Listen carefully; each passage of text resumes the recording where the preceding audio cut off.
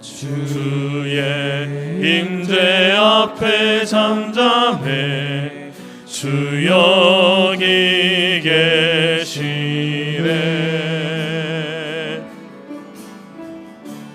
와서 모두 굽혀 경배해 신령과 진리로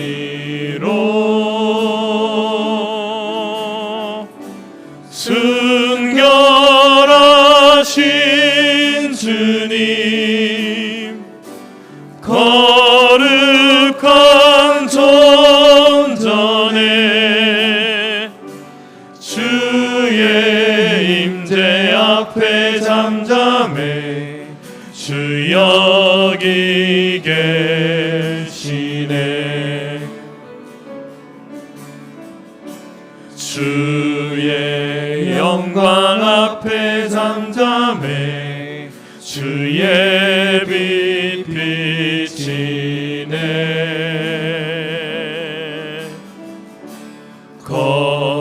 거룩한 불 태우시며 영광의 관쓰네. 주 영광 찬란해 빛 되신 우리 왕 주의 영광 앞에 잠잠해 주의 빛 비치네. 주의 능력 앞에 잠잠해 주 역사하시네.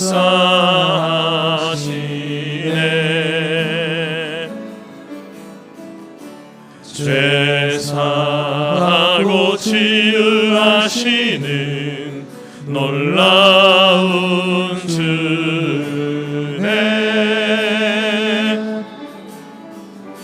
주 믿는 자에게 능치 못함 없네. 주의 능력 앞에 잠잠해 주 역사하시네.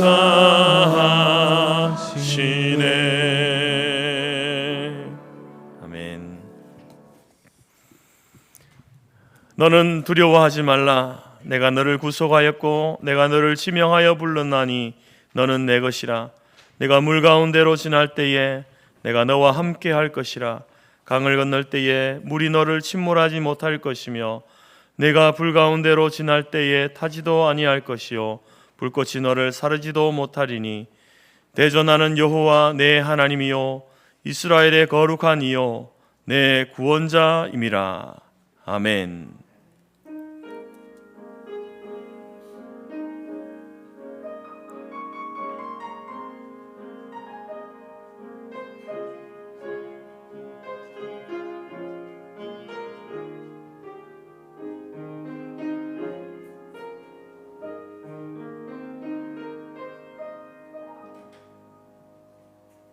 찬송가 사도신경으로 신앙 고백 드리겠습니다. 나는 전능하신 아버지 하나님 천지의 창조주를 믿습니다. 나는 그의 유일하신 아들 우리 주 예수 그리스도를 믿습니다. 그는 성령으로 잉태되어 동정녀 마리아에게서 나시고 본디오 빌라도에게 고난을 받아 십자가에 못 박혀 죽으시고 장사된 지 사흘 만에 죽은 자 가운데서 다시 살아나셨으며 하늘에 오르시어 전능하신 아버지 하나님 우편에 앉아 계시다가 거기로부터 살아있는 자와 죽은 자를 심판하러 오십니다. 나는 성령을 믿으며 거룩한 공교회와 성도의 교제와 죄를 용서받는 것과 몸의 부활과 영생을 믿습니다. 아멘. 찬송가 14장입니다.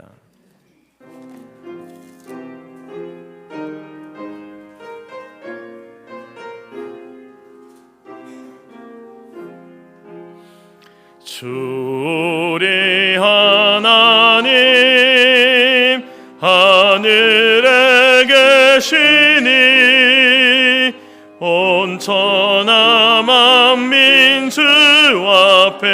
찬송하네. 이 천지 만물도 주 앞에 엎드려 그 거룩하신 이름을 늘 높이네. 주 언약하신 것 끝까지 지키니 저 하늘나라 향하여 곧 가리라. 주 얼굴 배울 때 내 맘이 기쁘고 영원히 주의 영광을 찬양하리. 왕의 왕 되신 주 하늘에 계시니 이 세상 죄악 이기신 구주 예수. 저 천군 천사들 주 옹위하고서 무성도 함께 영원히 늘 섬기네. 성삼위일체께 승리한 무리들 다 기쁜 소리 높여서 감사드려.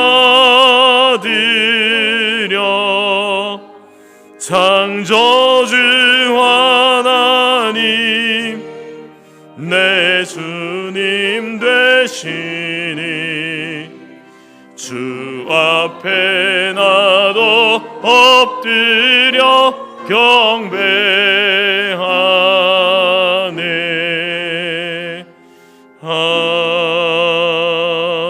아멘. 교동문 찬송가 뒤편의 128번 사순절 다섯째 주일입니다.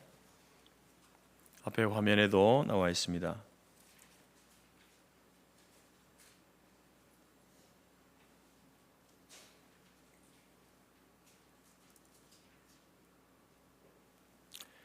나의 영혼이 잠잠히 하나님만 바라며 나의 구원이 그에게서 나오는도다.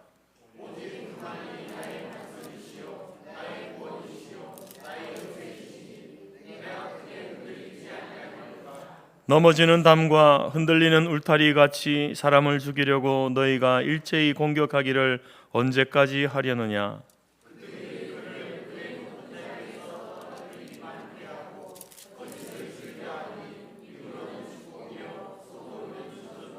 나의 영혼아 잠잠히 하나님만 바라라.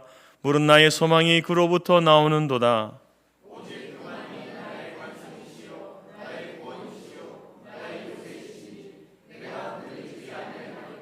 나의 구원과 영광이 하나님께 있으며 내 힘의 반석과 피난처도 하나님께 있도다.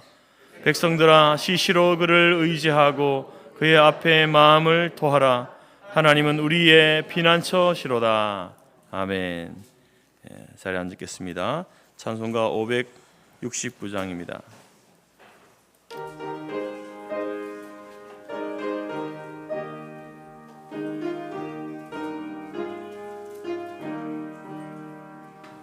선한 목자 되신 우리 주 항상 인도하시고 푸른 풀밭 좋은 곳에서 우리 먹여주소서. 선한 목자 구세주여 항상 인도하소서. 선한 목자 구세주여 항상 인도하소서. 양의 문이 되신 예수여 우리 영접하시고 길을 잃은 양의 무리를 항상 인도하소서. 선한 목자 구세주여 기도 들어주소서. 선한 목자 구세주여 기도 들어주소서. 흠이 많고 약한 우리를 용납하여 주시고 주의 넓고 크신 은혜로 자유 얻게 하셨네. 선한 목자 구세주여 지금 나아갑니다. 선한 목자 구세주여 지금 나아갑니다. 일찍 주의 뜻을 따라서 살아가게 하시고 주의 크신 사랑 베푸사 따라가게 하소서.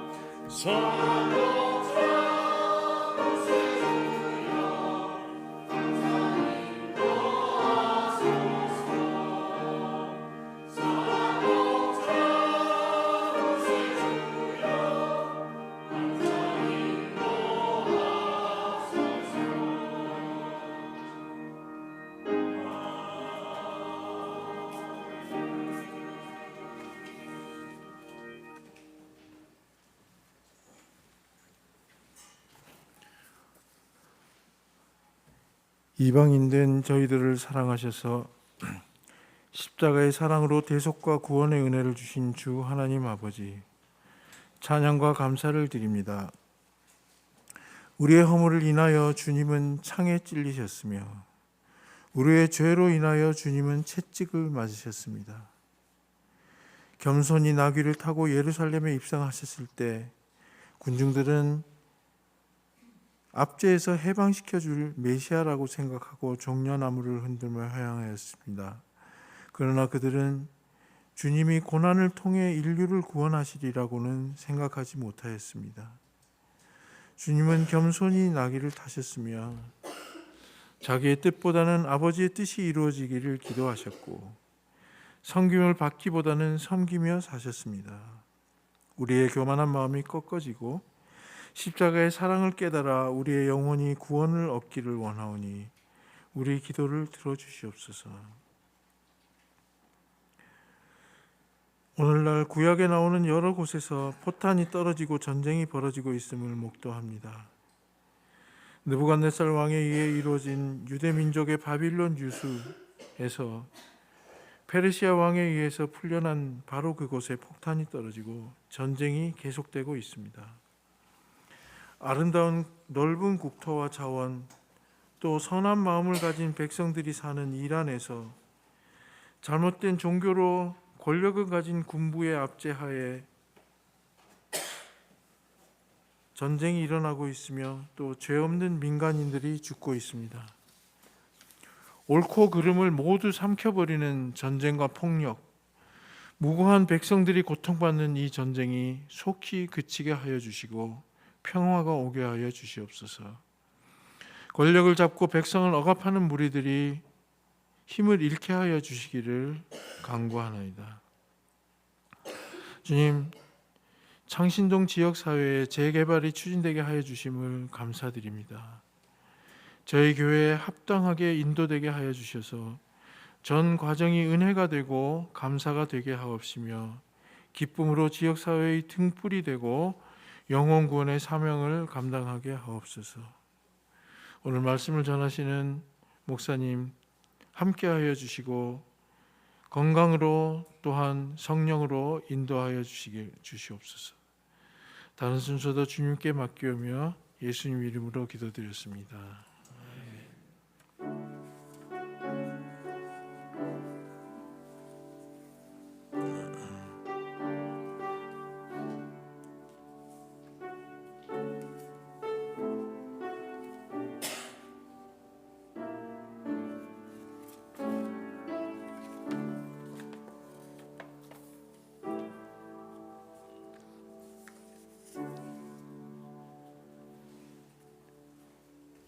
교회 소식입니다. 하나님은 영이시니 예배하는 자가 영과 진리로 예배할지니라.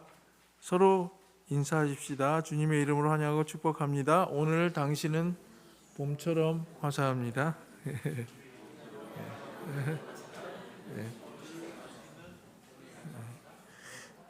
네, 오늘은 사순절 다섯째 주일입니다. 예수님의 성육신과 고난당하심과 죽으심을 묵상하며 그리스도인의 고난의 의미를 깊이 있게 통찰하고 십자가와 부활의 신앙을 굳게 세워가는 기간이 되시기를 바랍니다. 고난주간에 특별 새벽 기도회가 있습니다. 각 선교회는 특별 순서를 정하여 우동원 장로에게 알려주시기 바랍니다. 누가 문자를 보내왔는데 그 고난주간에 예수님이 따라가신 그 길을 그대로 그걸 생각을 하면서 거기에 어떤 의미를 부여하고 월화수목금 금요일은 예수님이 십자가에 돌아가신 정사일이죠. 그러니까 그렇게 해서 하는 것이 또 맞지 않느냐 이런 의견도 있지만 저희 교회에서는 새벽 기도회 또 설교 말씀으로 그 예수님의 가신 길을 따라가고 있습니다. 많이 참여해 주시고 그 각 선교회는 특별 순서를 정해 주시기 바랍니다. 다음 주일은 종려주일입니다. 예수님께서 예루살렘 성으로 입성하신 날을 기억하는 날입니다. 왕으로 오셨지만 죽음으로 섬기기 위해 오신 주님께서 그 고난을 피하지 않고 당당하게 걸어가신 길입니다. 고난주간 특별 새벽 기도회와 금요일 정사인 예배를 통해 우리도 주님의 가신 그 길을 따라가는 복된 시간이 되시기를 바랍니다. 오늘 식사 후 새가족 모임이 있습니다. 그 금요일 날 오전 11시 사람방 먹장 모임입니다. 잠깐 그 임시 재직회가 다음 주일에 열려야 돼서 잠깐 광고 말씀을 드리겠습니다. 그 창신동 재개발이 조금 속력을 내서 진행이 되고 있어서 저희가 동의를 해달라는 공문이 오고 그래서 저번 주에 당회에서 그 목사님께서 교단 안에 있는 전문가를 좀 불러셔서 말씀을 듣는 그 세부 내용을 듣는 시간을 가졌었습니다. 그래서 아무래도 우리 그 전문가가 와서 그걸 하시는 전문가가 와서 그걸 그 대체를 해줘야 처음부터 대처를 해줘야 우리 교회가 그 은혜스럽게 또 우리 교회가 원하는 바를 잘 할 수 있을 것 같아서 그래서 잠정적으로 전문가를 좀 말하자면 고용이라고 그러나요? 위탁을 한다고 그러나요? 그래서 이제 그렇게 하기로 결정이 돼서 오늘 2시 임시상회에서 결정을 하고 또 예산이 조금 들어가야 되기 때문에 임시 재직회를 해서 그걸 통과시키는 그런 절차를 밟게 되겠습니다. 그것 때문에 다음 주에 임시 재직회가 열리게 되겠습니다. 선교 소식입니다. 강준희 학생, 강원춘 선교사님 아들이죠. 3월 27일부터 4월 4일까지 중앙아시아 타자키스탄으로 비전 트립 여행을 갑니다. 후원해 주시기 바랍니다.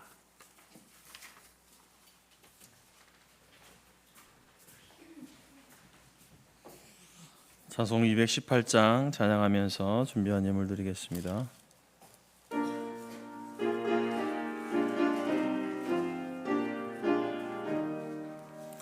내 맘과 정성을 다하여서 주 너의 하나님을 사랑하라. 내 몸을 아끼고 사랑하듯 형제와 이웃을 사랑하라. 주께서 우리에게 명하시니 그 명령 따라서 살아가리. 널 미워해 치는 원수라도 언제나 너그럽게 사랑하라. 널 핍박하는 자 위에서도 신실한 마음으로 복을 빌라. 주께 주께서 우리에게 명하시니 그 명령 따라서 살아가리. 나 항상 주님을 멀리하고 형제를 사랑하지 못하여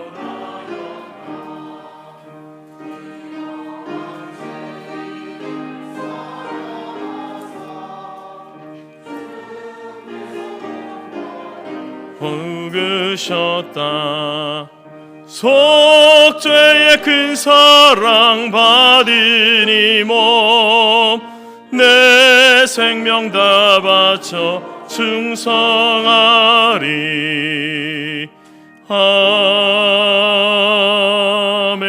아멘. 우리 오늘 대전교회 재건교회 우리 다니면서 이번에 서울시립대 입학한 서원규 우리 청년 저희 교회 출석했습니다. 한번 일어나 주시죠. 네, 환영합니다. 우리 박수로 환영하겠습니다.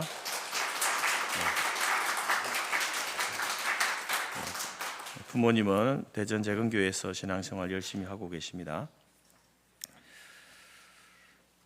기도하겠습니다. 하나님 아버지 감사합니다. 하나님께서 오늘도 우리를 주님의 전으로 불러주셔서 주님 앞에 우리를 세워주시니 감사합니다. 지난 한 주간의 삶 가운데 도우시고 인도하신 하나님께 감사하며 또 그 감사의 표현으로 또 귀한 예물을 올려드렸습니다. 우리의 인생이 하나님의 은혜와 도움 없인 살아갈 수 없는 존재인데 그러한 우리의 인생을 돌보시고 인도하신 하나님 앞에 우리가 할 수 있는 최선의 또 감사를 하나님 앞에 올려드렸습니다. 주여 이 예물을 기뻐 받아 주시옵소서. 하나님께서 허락하신 그 모든 것들을 누리며 살아가는 인생이기에 하나님께서 우리에게 허락하신 이 시간과 건강과 생명과 물질과 재능과 이 모든 것들을 우리가 어떻게 사용하고 어떻게 그것을 통하여서 하나님의 뜻을 나타내어야 할지 우리로 하여금 알게 하여 주시고 주께서 허락하신 이 모든 것들을 통하여서 하나님 가치 있고 의미 있는 일에 사용하되 무엇보다도 하나님의 놀라우신 그 뜻을 세상 가운데 드러내기에 부족함이 없는 우리 교회와 모든 성도들의 삶이 될 수 있도록 인도하여 주옵소서. 우리 장로님의 기도를 들어 응답하여 주시고 할렐루야 찬양대 찬양을 받아주시며 또한 육신의 연약함 가운데 병상에서 가정에서 또 예배드리는 주의 종들과 해외 타지에서 군무에 나가 있는 우리의 자녀들도 동일하게 하나님을 예배하며 또 하나님을 높여드리는 귀한 시간 될 수 있도록 인도하여 주옵소서. 우리가 하나님을 우선하고 하나님의 말씀을 우리의 삶의 중심에 두고 살아갈 때에 선한 목자 되신 주님께서 우리를 푸른 초장 쉴만한 물가로 인도하시는 그 복된 삶을, 그 충만한 삶을 매일매일 순간순간 살아갈 수 있는 우리 모두가 될 수 있도록 인도하여 주옵소서. 예수님의 이름으로 기도드립니다. 아멘.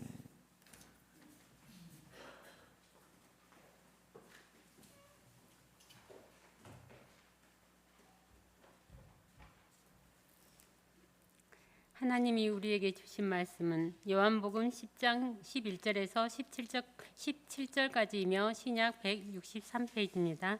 앞 화면에도 있습니다.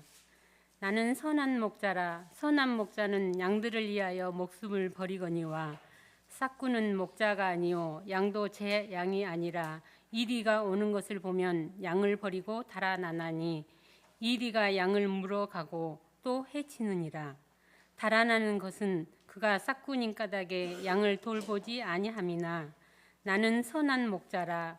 나는 내 양을 알고 양도 나를 아는 것이 아버지께서 나를 아시고 내가 아버지를 아는 것 같으니 나는 양을 위하여 목숨을 버리노라.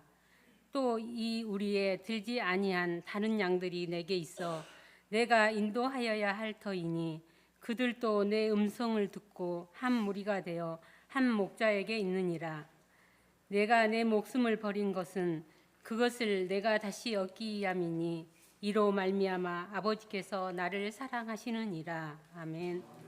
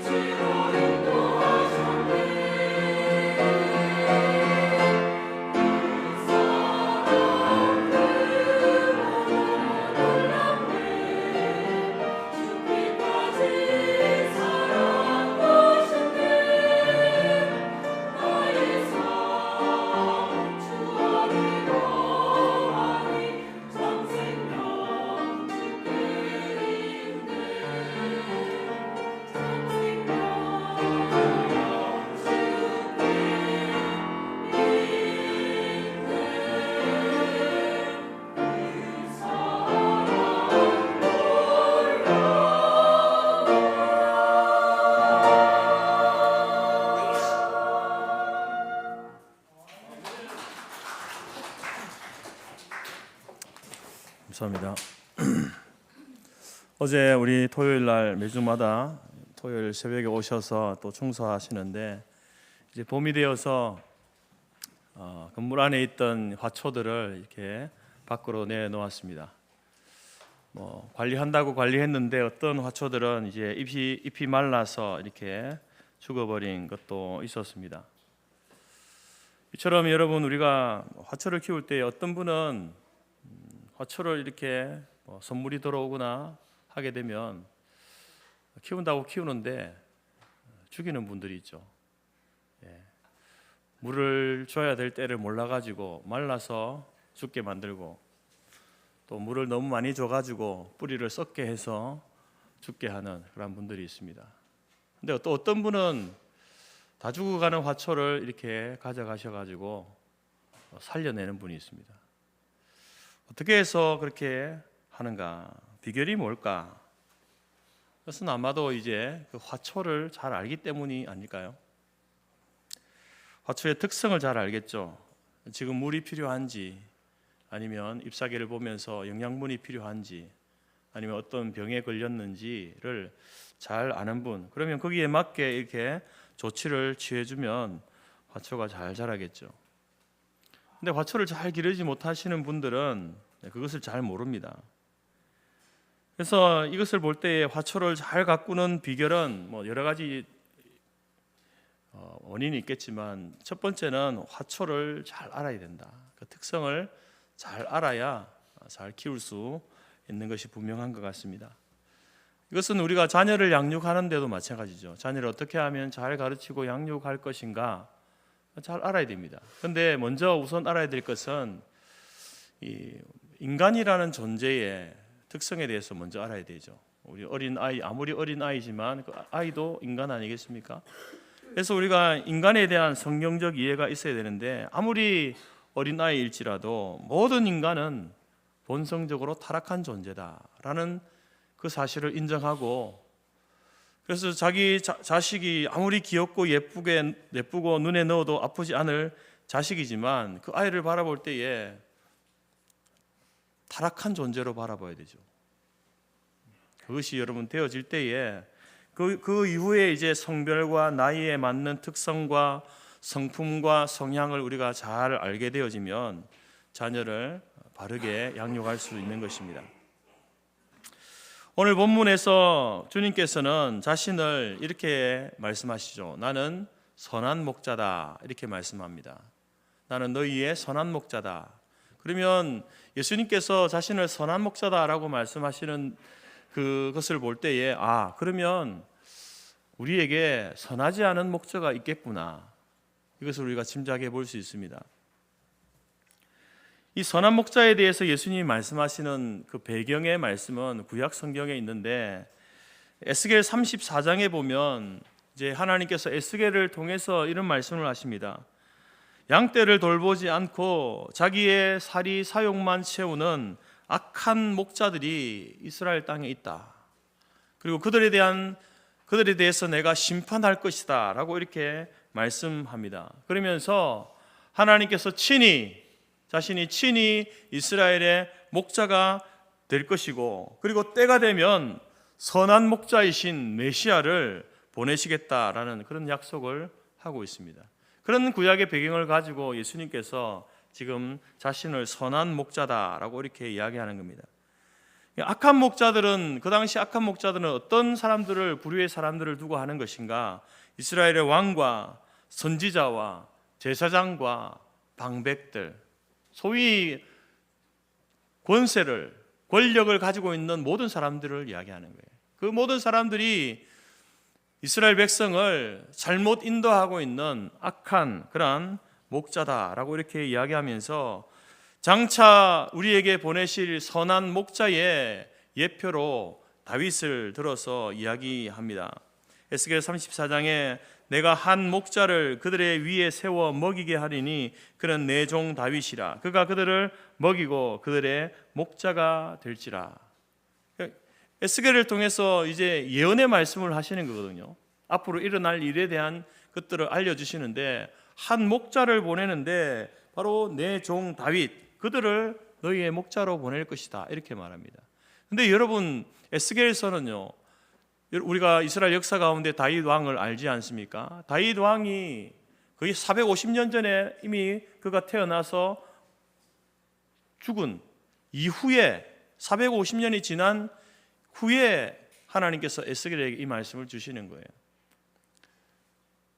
그러면 여기서 말하는 이 다윗은 실제적으로 다윗이 태어나서 살다가 죽었는데 다시 다윗이 태어나는 그것을 말하는 것이 아니라 이 다윗은 누군가를 상징적으로 이야기하는 것이구나라고 우리가 알 수 있는 거죠. 그래서 그 거짓 목자, 나쁜 목자들이 그 당시에 이스라엘 왕, 선지자, 제사장, 방백들을 지칭하는 것처럼 바로 여기서 이제 보내시겠다고 하신 그 다윗으로 지칭되어지는 그 목자는 바로 앞으로 오실 메시아를 예표하는 그러한 하나님의 예언의 말씀인 거죠.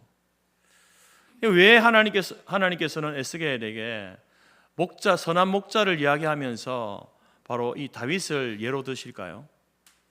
다윗과 같은 목자를 보내줄 것이다라는 그 말씀인데, 그것은 바로 다윗이 여러분 어렸을 때부터 목자의 생활을 했기 때문에 그렇습니다.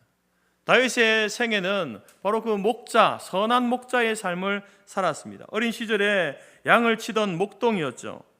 그 시절에 다윗이 어떻게 자기에게 주어진 자기 가정의 양을 돌봤는가를 사무엘상 17장에서 알 수 있습니다.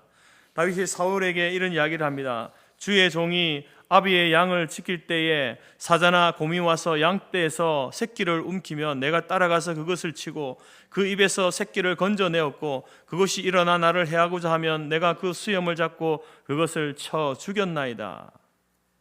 이처럼 다윗은 그가 어린 목동이었지만 목동으로서 양을 치고 있을 때에 목숨 걸고 양을 돌보았던 목동이었습니다. 그리고 또 이스라엘 왕이 되어서도 다윗은 하나님의 백성을 자기 생명보다 더 아끼는 그러한 목자였다는 거죠. 한 번은 다윗 자신의 범죄함으로 인하여서 하나님께서 진노하셔서 이스라엘 백성들에게 그 땅에 전염병을 내리셨습니다. 그때 다윗은 어떻게 하나님 앞에 기도했냐면은 이렇게 기도하죠. 사무엘하 24장에 나는 범죄하였고 악을 행하였습니다. 이 양무리는 무엇을 행하였나이까? 청컨대 주의 손으로 나와 내 아비의 집을 치소서. 다윗은 한 나라의 왕으로서 그가 하나님 앞에 범죄하여서 하나님께서 이스라엘 전체를 치시는 거예요. 매를 때리시는 거예요. 전염병으로 치시는 거예요. 그래서 하나님 앞에 기도합니다. 하나님, 제가 범죄했습니다. 제가 죄를 지었습니다. 저 백성들은 무슨 일을 행했습니까? 무슨 죄를 지었습니까? 무슨 죄가 있습니까? 그러니 하나님, 나와 우리의 가정에 하나님의 진노를 내리시고 우리 이스라엘 백성들을 향한 하나님의 진노는 거두어 주십시오. 왕으로서 자신의 죄에 대해서 솔직한 모습을 드러내고 있고, 그리고 백성은 잘못이 없으니 자기와 자기의 집에 진노를 내려달라고 그렇게 기도하는 다윗의 모습에서 우리는 바로 선한 목자의 모습을 보게 되는 겁니다.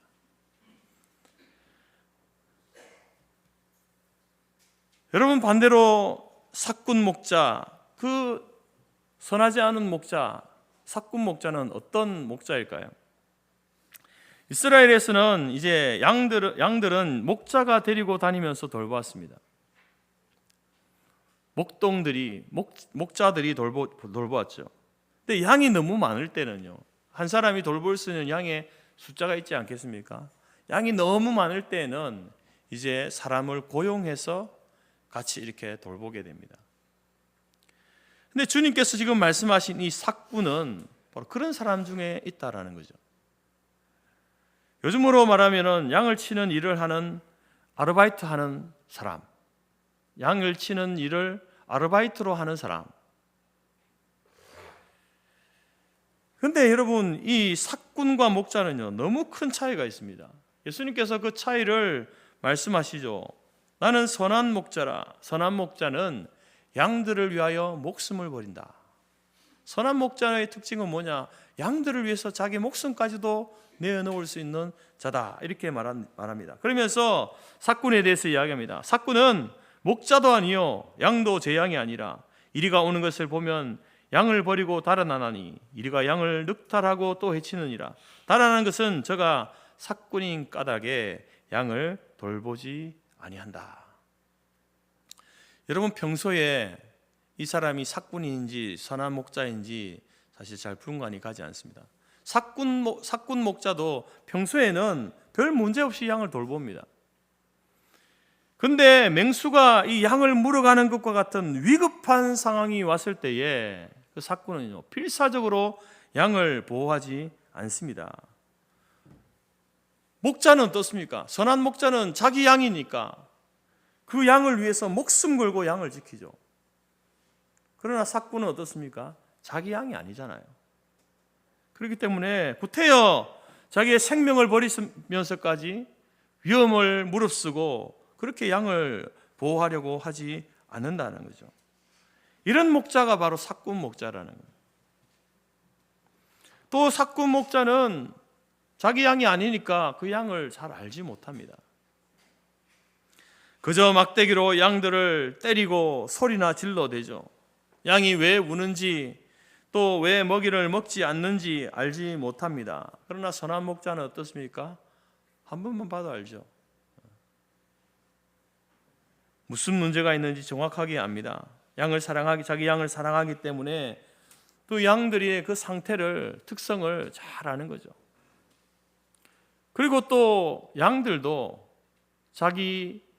자기를 사랑하는 목자의 음성을 안다. 이렇게 이야기합니다. 그 목자의 음성을 듣고 이렇게 따라가는 거예요. 자기를 사랑하는지, 자기를 어디로 인도하는지 잘 압니다. 그래서 목자의 음성을 따라가는 것이죠. 성도 여러분, 선한 목자 되신 예수님께서는 저와 여러분을 잘 아십니다. 어떻게 아실까요? 그것은 바로 하나님께서 우리를 택하셔서 주님의 것이 되게 하셨기 때문입니다. 예수님께서는 성부 하나님께서 택하신 저와 여러분을 처음부터 아십니다. 선한 목자는 양을 위해서 목숨을 버린다고 했는데, 그래서 우리를 잘 아시는 우리의 목자 되신 주님께서는 바로 우리를 위해서 진짜 십자가 위에 자기 목숨을 버리신 거예요. 자신이 선한 목자 되심을 실제로 그렇게 말을 하고 그렇게 우리에게 자기의 목숨을 내어주면서 우리를 살리신 분, 그분이 바로 예수님이시죠. 그러니 그 예수님이 바로 우리의 선한 목자가 되신다는 겁니다. 그러면 양된 입장에서, 저와 여러분이 양된 입장에서 우리의 선한 목자가 있습니다. 선한 목자는 우리를 잘 압니다. 우리를 좋은 것으로 인도해 주십니다. 그러면 양된 우리는 우리도 선한 목자의 음성을 알아들어야 되지 않겠습니까? 저 목자가 삭군 목자인지 나의 선한 목자인지를 우리가 알아야 되지 않겠습니까? 그래서 우리는 삭군의 목소리와 선한 목자의 음성을 분별할 수 있어야 됩니다. 선한 목자의 음성을 따라 순종하며 나아갈 때에 거기에 여러분 우리의 살 길이 있는 것이죠. 그래서 삭군을 따라가면요 반드시 죽게 되어 있습니다. 그러면 양인 우리는 어떻게 그러면 그 선한 목자의 음성을 들을 수 있을까요? 어떻게 선한 목자의 음성을 분별할 수 있을까요? 오늘 말씀을 통해서 세 가지로 선한 목자의 음성 듣기, 어떻게 선한 목자의 음성을 듣고 분별할 수 있는가, 세 가지로 말씀드립니다. 먼저는 여러분 우리는 하나님의 말씀을 통해서 선한 목자의 음성을 들을 수 있습니다. 하나님의 말씀 하면 제일 먼저 뭐가 생각납니까? 뭐가 생각나죠? 성경. 그래서 이 성경은 기록된 하나님의 말씀입니다. 우리는 어떻게 목자의 음성을 듣는가? 바로 기록된 하나님의 말씀, 이 성경을 통하여서 하나님의 음성을, 목자의 음성을 들을 수 있다. 성경 66권은 하나님의 감동으로 기록된 하나님의 말씀입니다. 그래서 우리가 이 성경 말씀을 읽고 배울 때에, 익힐 때에 여러분 우리는 목자의 음성을 듣게 되는 거예요. 다른 곳에서 목자의 음성이 들려지는 게 아닙니다. 바로 기록된 하나님의 말씀을 통해서 양된 우리가 어디로 가야 먹이가 있고 어디로 가야 물이 있고 어디로 가야 안전한지를 우리 인생의 길에서 알 수 있는 방법, 기록된 하나님의 말씀을 듣고 읽을 때에 여러분 우리가 목자의 음성을 들을 수 있다라는 거죠. 두 번째로 여러분 여기서 말씀은 어떤 말씀을 이야기하냐면은 인격이신 말씀을 인격이신 말씀. 인격이신 말씀은 누구를 지칭하는 걸까요? 바로 예수 그리스도, 예수님이시죠. 예수님께서는 우리 가운데 하나님의 말씀으로 오셨습니다. 말씀 가운데 오셨습니다. 그래서 우리가 하나님의 그 선한 목자 되신 그분의 그 음성을 듣기를 원한다면 바로 예수님의 우리에게 보여주신 그러한 하나님의 뜻과 하나님의 성품을 우리가 잘 캐치하게 될 때에 목자의 음성을 듣게 되는 거예요. 예수님께서 하신 말씀과 예수님께서 하신 행동과 우리를 위해서 하신 일들을 통하여서 우리는 목자의 음성을, 그 목자의 뜻을 알게 되는 거죠. 그래서 우리는 예수 그리스도를 깊이 묵상해야 되고 예수 그리스도를 닮아가는, 따라가는 그러한 자가 되어야 됩니다. 그럴 때 여러분 우리가 목자의 음성을 제대로 듣고 제대로 따라가는 양이 될 수 있다는 거죠. 세 번째는 어떤 말씀이냐? 바로 이제 세 번째는 선포된 말씀입니다. 선포된 말씀은 뭐를 이야기합니까? 선포된 말씀은 바로 설교를 이야기하는 거예요. 설교. 여러분, 설교는 목사가 하고 싶은 이야기를 하는 시간이 아닙니다. 목사가 알고 있는 지식을 여러분들에게 강의하고 전달해 주는 그런 시간이 아니잖아요. 설교는 하나님의 말씀을 이 시대의 언어로 여러분들에게 알려주는 거예요. 그리고 하나님께서 우리에게 살라고 하신 것들을 어떻게 살아가야 하는지를 알려주는 것이 설교 아닙니까? 물론 모든 설교가 다 하나님의 말씀이다, 그런 공식은 없습니다. 그래서 그 설교가 과연 하나님의 말씀인가 아닌가를 알 수 있는 바로미터는 성경이죠. 그 목사가 성경에 있는 말씀을 가지고 성경으로 그렇게 해석하고 바르게 해석해서 설교를 하는가 아닌가를 우리가 성경을 통해서 우리는 또 확인을 해야 되겠죠. 그러나 대부분의 목사들은 자기 말을 하지 않습니다. 성경에 있는 이 말씀을 통하여서 이것을 해석하고 우리 시대 가운데 바로 적용하여서 어떻게 살아야 하는지를 하는 것이 설교 아니겠습니까? 그래서 여러분 우리가 설교를 들을 때에는 기본적으로 우리 목사님은, 저 목사님은 허튼 소리 하지 않고 엉뚱한 소리 하지 않고 성경에 있는 말씀을 우리에게 잘 해석해서 우리에게 전해주시는 분이다. 그러면은 그 설교를 들을 때는요, 그것을 사람의 말로 들어서는 안 되는 거예요. 하나님의 말씀으로 들어야 되는 겁니다. 왜 그렇습니까? 그 선포된 그 말씀, 설교를 통하여서 우리에게 목자의 음성을 들려주기 때문에 그렇습니다. 이처럼 여러분 우리가 기록된 성경의 말씀과 인격이신 예수 그리스도의 그 성품과 그 사역과 삶과 그리고 선포된 말씀인 설교를 통하여서 여러분 우리는 목자의 음성을 들을 수 있습니다. 그렇다고 한다면 우리가 이러한 일들에 우리가 게을러서는 안 되겠죠. 말씀을 읽고 듣는 일에 게을러서는 안 되는 겁니다. 예수님이 누구신가? 우리를 위해서 행하신 일이 무엇인가? 예수님은 어떤 성품을 가지신 분인가? 나를 위해서 행하신 일이 무엇인가? 그것을 목사님이 또 어떻게 우리에게 설교해 주시는가? 그것을 귀담아 듣고 나아갈 때에 여러분 개개인을 향한 그 여러분을 부르시는 그 목자의 소리를, 음성을 우리가 듣게 되어지는 것입니다. 그렇게 될 때에 우리는 우리의 선한 목자이신 그분과 좀 더 친밀하고 더 깊이 알아가고 그 목자이신 주님과 동행하는 그러한 삶을 살게 되는 것입니다. 이처럼 우리 모두가 목자이신 주님의 음성을 듣고 그 말씀에 순종하여 생명의 길로 따라가는 저와 여러분이 될 수 있기를 간절히 바랍니다. 두 번째로 어떻게 하면 목자의 음성을 들을 수 있는가? 이제 우리가 말씀을 듣고 읽었습니다. 그 말씀을 붙들고 기도할 때에 목자의 음성을 들을 수 있습니다. 여러분들도 기도하시지 않습니까? 기도 많이 하시는 분도 있고 또 이렇게 적게 하시는 분도 있습니다. 그러나 모든 분들이 다 기도를 합니다. 근데 저의 기도를 그렇고 우리의 기도를 들여다보면은 우리는 기도할 때에 이 상황을 붙들고 기도할 때가 많습니다. 상황. 우리에게 일어난 그 일에 대한 그것을 붙들고 기도할 때가 많다라는 거죠. 예를 들면 경제적인 어려움이 있다. 그러면 그 상황만 하나님 앞에 계속 이야기하는 거예요. 하나님 이러저러해서 저러해서 이런 어려움이 저에게 있습니다. 그러면서 이 상황을 하나님 이러한 상황을 내가 속히 벗어날 수 있게 해달라고 그렇게 기도하죠. 건강의 어려움을 만났을 때에도 우리의 기도는 어떻습니까? 빨리 하나님 이 병에서 내가 회복되고 치료되게 해달라고 그렇게 기도하잖아요. 물론 여러분, 우리의 기도에는 우리의 상황을 하나님께 아뢰는, 물론 하나님 다 알고 계시지만 또 우리도 우리의 상황을, 우리의 마음 상태를 이렇게 아뢰는 그런 기도가 필요합니다.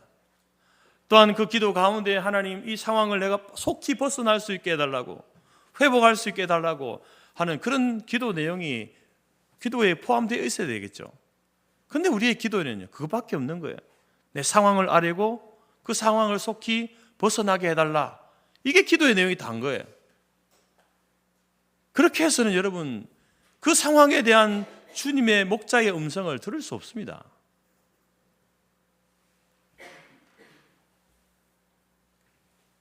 그렇게 하면 여러분, 만약에 주님께서 그런 기도에 대해서도 만약에 응답을 해주신다, 근데 그것이 응답인지 아닌지 분별을 못하는 거예요. 그래서 우리는 기도할 때에 말씀을 붙들고 기도해야 되는 겁니다. 상황을 붙들고 기도하는 것이 아니라 말씀을 붙들고 기도해야 된다는 것이죠. 여러분, 오늘 이 말씀을 우리가 새벽에 묵상을 하고 기도를 한다라고 했을 때에 어떻게 기도할 수 있을까요? 양들이 그의 음성을 아는 고로 따라오되, 이 말씀, 이 한 구절을 가지고 기도한다고 할 때에 여러분 어떻게 기도할 수 있겠습니까? 저는 이렇게 할 수 있다라고 생각합니다. 하나님, 양은 목자의 음성을 듣는다고 하셨죠. 오늘 말씀에 양은 목자의 음성을 듣는다고 하셨죠. 저는 하나님의 양이고 하나님은 저의 목자이시지 않습니까? 저의 삶의 어떤 부분에 목자의 음성을 듣고 주님을 따르기를 원하십니까? 저를 인도해 주십시오. 저를 인도해 주시면 제가 그 길을 따라가겠습니다. 이렇게 기도하는 것이 말씀을 붙들고 기도하는 거예요. 그래서 더 구체적으로 이제 자신의 어떤 재정적인 부분, 건강에 관련된 부분, 사람과의 사람 관계에서 여러 가지 어려움이 있는 이 부분에 대해서 목자의 음성, 하나님의 음성을 듣기를 원한다면 무엇을 해달라고 요청하기 전에 그 부분에 대한 하나님의 뜻이 무엇인지를 알게 해달라고 기도해야 되는 거예요. 왜 하나님 나에게 이런 육체의 이런 아픔을 주셨습니까? 그 이유가 무엇입니까? 하나님의 뜻이 무엇입니까? 왜 우리의 가정에 이 재정적인 어려움이 있습니까? 왜 나에게 이 관계의 어려움을 주십니까? 하나님, 이것을 통해서 무엇을 하시기 위해서, 나를 어떻게 하시려고 이러한 일들을 경험하게 하시나요? 여러분, 이렇게 기도할 때에 여러분, 우리의 기도가요 다른 데로 흘러가지 않는 거예요.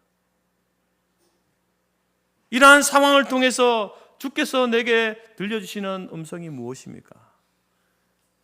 그 음성을 내가 듣고 순종하며 나아갈 수 있도록 도와주십시오. 기도가 쉬워지죠. 말씀을 붙들고 기도하면요, 기도가 쉬워집니다. 그리고 믿음이 어린 사람도 말씀 묵상을 통해서 기도하면 그 사람의 믿음은요 빠르게 자라고 성장하게 되어진다는 거죠.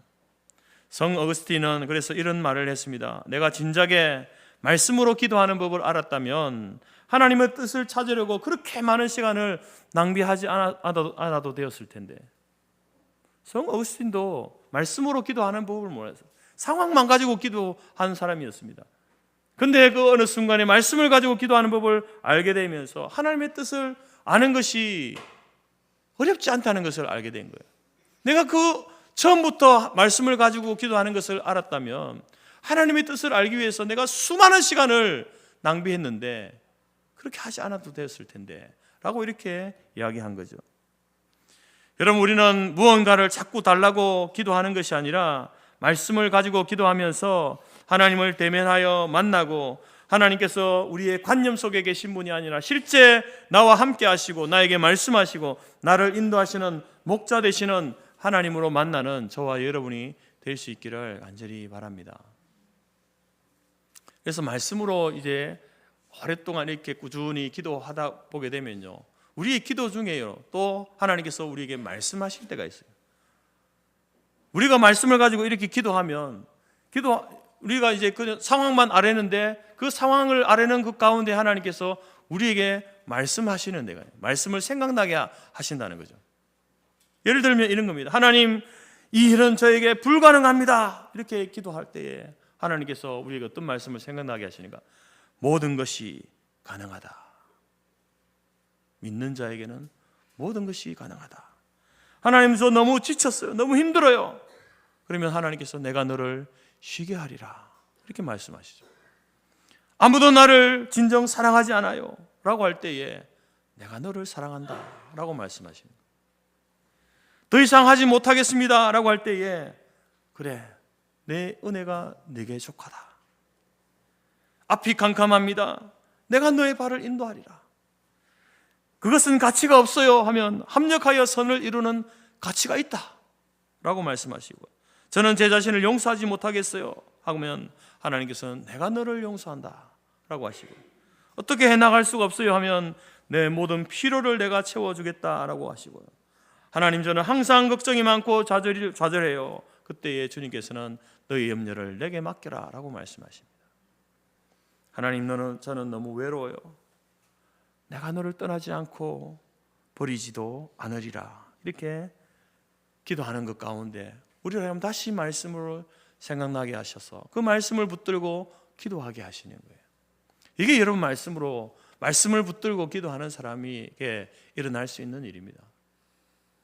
오늘 우리가 그래서 말씀을 읽고 말씀을 묵상할 때에 그때의 목자의 음성을 듣고 기도의 응답을 받게 되어지는 그러한 저와 여러분이 될 수 있기를 바랍니다. 그리고 마지막으로 세 번째, 이제 어떻게 우리가 목자의 음성을 들을 수 있는가? 우리가 말씀을 읽었어요. 말씀을 묵상했습니다. 그리고 그 말씀을 붙들고 기도를 했어요. 그때 어떻게 해야 되는가? 성령에 의지해서 기도할 때에 목자의 음성을 들을 수 있는 거예요. 그냥 기도한다고 목자의 음성을 들을 수 있는 게 아닙니다. 목자의 음성을 분별할 수 있는 게 아니라는 거죠. 성령을 의지해서 기도할 때에 목자의 음성을 들을 수 있습니다. 여러분, 우리가 하나님을 알고 하나님을 믿게 된 것은 성령님께서 우리의 마음에 감동을 주셔서 그렇습니다. 여러분이 믿고 여러분이 선택해서 찾아온 게 아니에요. 성령님께서 감동을 주셔서 복음을 듣고 믿게 되어지고 예수 그리스도를 구주로 영접하게 되어진 겁니다. 마찬가지로 기도하는 것도 성령님을 의지해서 기도해야 되는 거예요. 여러분, 이 성령님이 하시는 일이 무엇입니까? 우리 안에 계신 성령님이 하시는 일이 뭡니까? 우리로 하여금 말씀을 읽을 때에 말씀을 깨닫게 해주시는 거예요. 여러분이 똑똑해서 말씀을 깨닫는 게 아닙니다. 문해력이 높고 이해력이 높아서 말씀을 깨닫는 게 아니죠. 성령님께서 말씀을 깨닫게 해주시는 거죠. 하나님의 뜻을 분별하게 해주시는 겁니다. 또한 앞서 말씀드린 것처럼 말씀을 기도할 때 말씀이 기억나게 해주시고 그것을 삶에 적용할 수 있도록 도와주시는 분도 성령님이십니다. 어떻게 기도해야 될지 모를 때가 있잖아요. 하나님 앞에 기도하러 나왔는데 삶의 상황이 너무 복잡하고 너무 힘들어서 도대체 무엇부터 어떻게 기도해야 될지 몰라서 그냥 주저앉아서 그냥 하나님 이렇게 이름만 부를 수밖에 없는 그 상황 가운데 우리가 놓여질 때가 있어요. 그때 어떻습니까? 무엇을 기도해야 될지 모를 때에 바로 성령님께서는요, 우리를 위해서 대신 친히 하나님 앞에 간구해 주시는 거예요. 하나님의 뜻을 따라 대신 간구해 주시는 분이 성령님이시죠. 또한 우리가 기도할 때에 나의 욕심을 따라서 기도하는 것이 아니라 그 기도가 하나님의 뜻에 맞게 기도할 수 있도록 이끌어 주시는 분도 성령님이십니다. 그리고 그 기도 가운데 하나님의 뜻을 발견했을 때에 그것이 하나님의 뜻이다라는 것을 확신케 해주시는 분도 성령님이세요. 이처럼 우리가 이런 성령님을 의지해서 기도할 때에 여러분, 우리는 선한 목자 대신 그분의 음성을 들을 수 있고 그분의 뜻에 순종하며 살아갈 수 있게 되는 겁니다.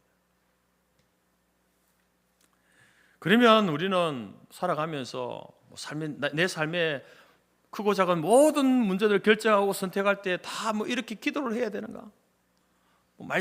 말씀을 읽고 묵상하고 그리고 말씀을 붙들고 기도하고 성령님의 의지에서 기도해야만 내가 이렇게 작은 것 하나라도 할 수 있는가? 물론 그렇게 기도하면 좋겠죠. 그러나 여러분, 우리의 삶의 사소한 것들은요, 일반적인 그러한 문제들은요, 이미 하나님께서 일반 은총 가운데에 답을 우리에게 주시고 길들을 알려주셨습니다. 사소한 문제를 가지고 이렇게 깊이 있게 기도할 이유가 없죠. 예를 들면 이거 아닙니까? 오늘 점심 때 제가 이제 생각하기로 오늘 점심 때 뭘 먹지? 밥을 먹을까? 라면을 먹을까? 어떻게 할 것 같습니까? 저는 장차고 목사를 좀 아시는 분들은 저는 어떻게 할 것 같습니까? 저는 두 가지 다 먹습니다. 라면에다 밥 말아 먹죠. 라면을 끓여서 밥을 말아서 같이 먹는 거예요. 이 문제 가지고 하나님 앞에 이렇게 깊이 있게 말씀을 묵상하고 내가 뭘 먹을지 오늘 말씀을 묵상해 봐야지. 이렇게 하시는 분이 있나요? 건강에 안 좋은 분들은요, 라면 드시지 말고 밥을 먹으면 되는 거예요. 장염이 걸린 분이 하나님 오늘 제가 장염이 걸렸는데 이 밥을 먹어야 될까요? 라면을 먹어야 될까요? 하나님께서 뭐라고 하실까요? 하나님이 아니고 엄마가 등짝을 때리기 위해서 밥, 라면이 아니고 죽을 먹어라. 아니면 굶어라, 굶어. 한 끼만 굶어라 좀. 여러분 이건 뭐 우리가 기도하지 않아도 상식적으로 알 수 있는 것 아닙니까? 그게 여러분 우리가 상식적으로 선택하고 결정할 수 있는 것들은 하나님이 일반 은총 가운데 주신 거예요. 이미 우리가 다 알고 있는 거죠. 좀 더 여러분 다른 문제를 가지고 제가 한번 말씀드려 볼게요. 우리가 어떤 물건을 가지고 싶은 거예요. 제가 어떤 물건을 가지고 싶습니다. 근데 지금 가질 수 있는 형편이 아니에요. 그래서 생각하는 거예요. 내가 이 물건을 가지고 싶은데 어떻게 할까? 도둑질해서 남의 것을 빼앗아서 가질까? 아니면 내가 그것을 가질 수 있을 만큼의 어떤 돈을 내가 모을까? 여러분 어떤 생각이 맞습니까? 어떤 것을 가지고 싶을 때에 하나님 제가 가지고 싶은데 어떻게 할까요? 저 친구가 저걸 가지고 있는데 저도 갖고 싶습니다. 어떻게 할까요? 빼앗을까요? 아니면 부모님께 사달라고 할까요? 아니면 내 용돈을 모아서 살까요? 무엇이 하나님의 답이겠습니까? 무엇이 답입니까? 너는 지금 가질 때가 아니야. 아니면 부모님께 사달라 그래. 아니면 네 용돈 모아가 네가 사. 이게 여러분 하나님 그냥 일반 은총 가운데 주시는 답이에요. 그걸 가지고 고민하고 기도할 이유가 없다는 겁니다. 그러나 여러분 우리가 정말 인생의 중요한 결정을 해야 될 때 그때는요 성령을 의지해서 기도해야 되는 거예요. 목자의 음성을 듣고 그것을 따라 순종해 나갈 때에 성공적인 인생을 살 수 있는 겁니다. 그럴 때 여러분 우리가 매일매일 그러면 이 사람이 매일매일 말씀을 묵상하는 그런 습관이 있는 이 사람이라고 한다면 이 사람은요 말씀을 묵상하고 그 말씀 붙들고 기도하고 성령을 의지해서 나아갈 때에 이 사람은요 목자의 음성, 하나님의 음성, 하나님의 뜻을 알 가능성이 많은 거예요. 평소에 그렇게 살아가는 분은요.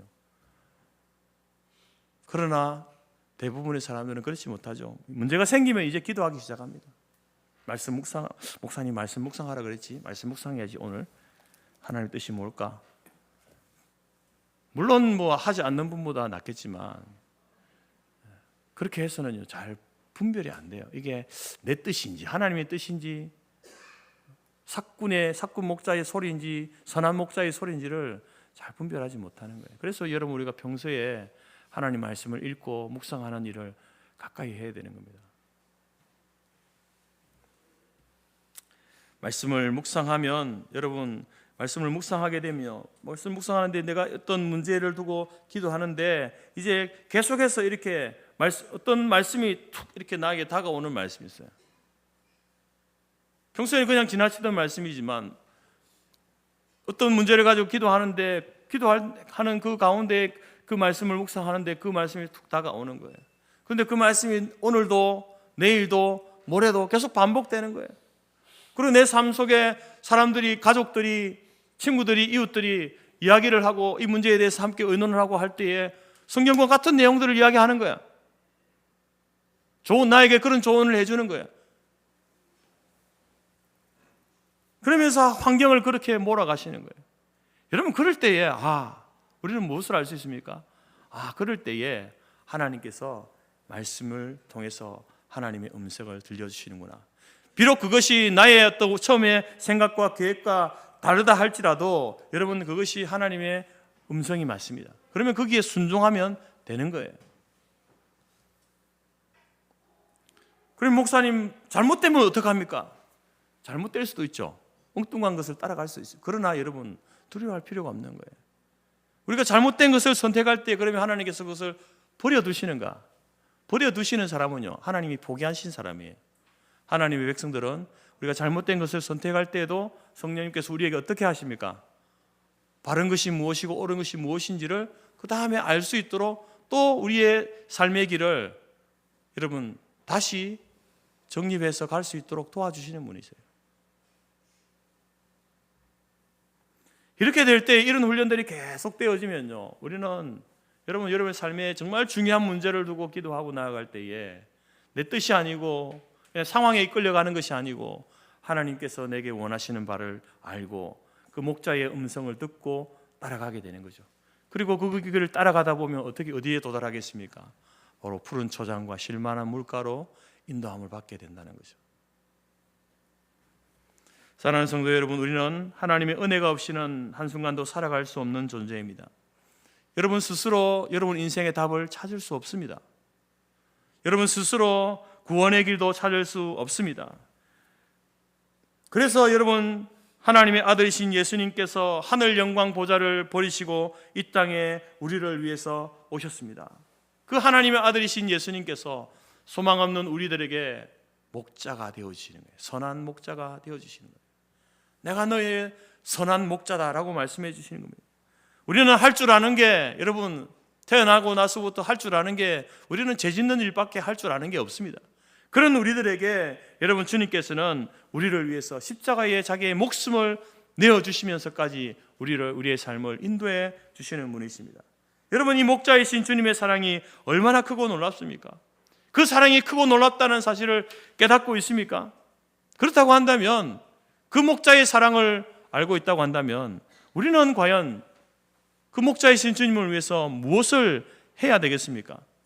그 선한 목자는 나를 위하여서 좋은 꼴을 먹는 것과 맑은 물을 마시게 하시는 분으로 그렇게 나를 인도해 주셨다는 것을 안다면 어떻게 해야 될까요?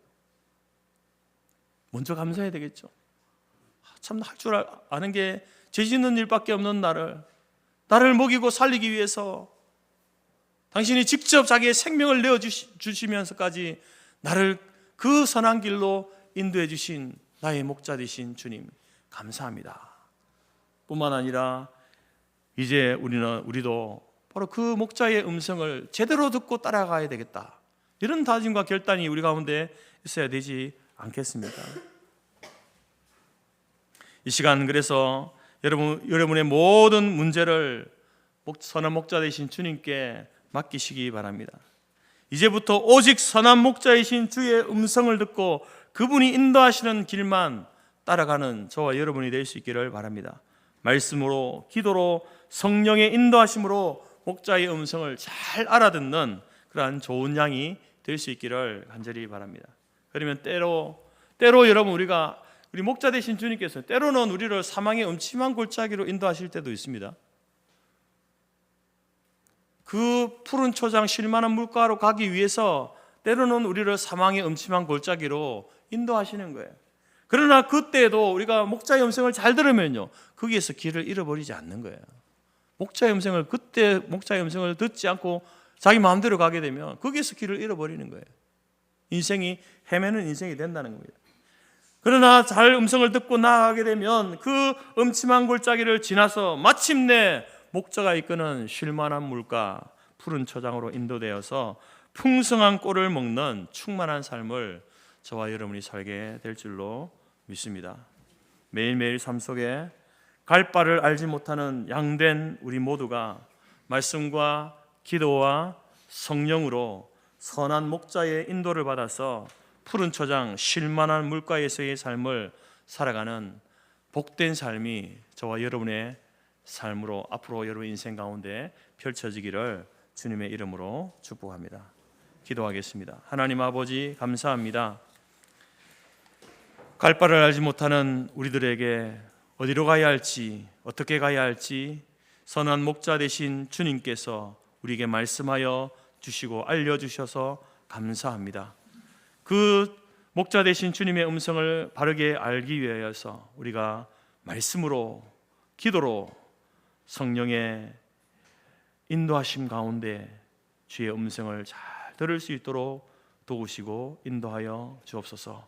비록 지금 우리가 사망의 음침한 골짜기로 지날지라도 주의 음성을 들음으로 인하여서 그곳에서 길을 잃지 않게 하시고 마침내 우리를 인도하실 쉴만한 물과 푸른 초장으로 인도되어 그곳에서 주님께서 주시는 풍성한 꼴을 먹고 마시며 충만한 삶을 살아가는 우리 교회와 모든 성도들의 삶이 될 수 있도록 도와주옵소서. 예수님의 이름으로 기도드립니다. 아멘. 찬송가 570장 찬송드립니다.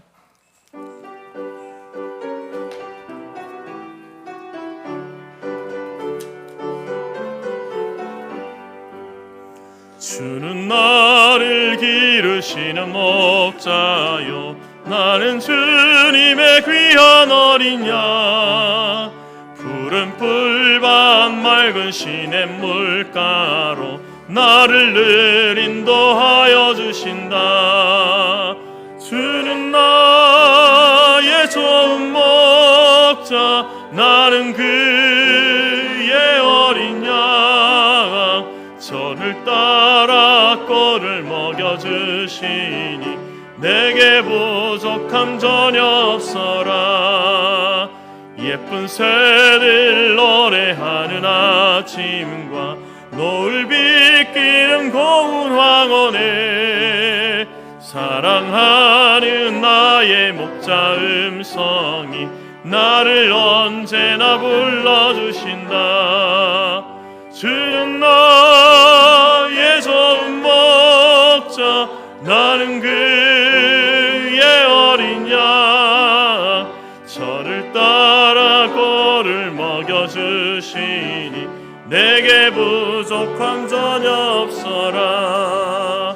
못된 짐승 나를 해치 못하고 거친 비바람 삼지 못하리. 나의 주님 강한 손을 펼치사 나를 주야로 지켜주신다. 주는 나의 좋은 목자, 나는 그의 어린 양. 저를 따라 꼴을 먹여주시니 내게 부족함 전혀 없어라.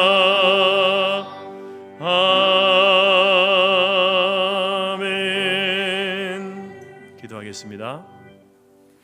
지금은 우리 주 예수 그리스도의 은혜와 하나님 아버지의 크신 사랑과 성령의 교제 교통 충만케 하신 은혜가 갈 바를 알지 못하고 인생의 길을 살아가는 양된 우리들을 말씀과 기도와 성령으로 목자 되신 주의 음성을 듣고 우리를 인도하시는 푸른 초장 쉴만한 물가로 나아가 주님 주시는 풍성한 꼴을 먹고 충만한 삶을 살기로 마음에 소원하고 작정하는 모든 주의 성도들 머리 위에와 그들의 가정과 기업과 자녀와 우리가 속한 성도교회와 재건재단 위에 지금부터 영원토록 함께 있을지어다.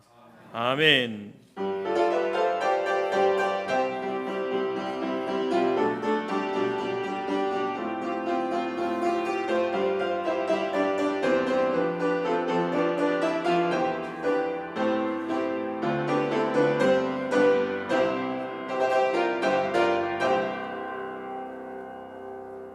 마쳤습니다. 내려가셔서 식사 교제 나누시기 바랍니다.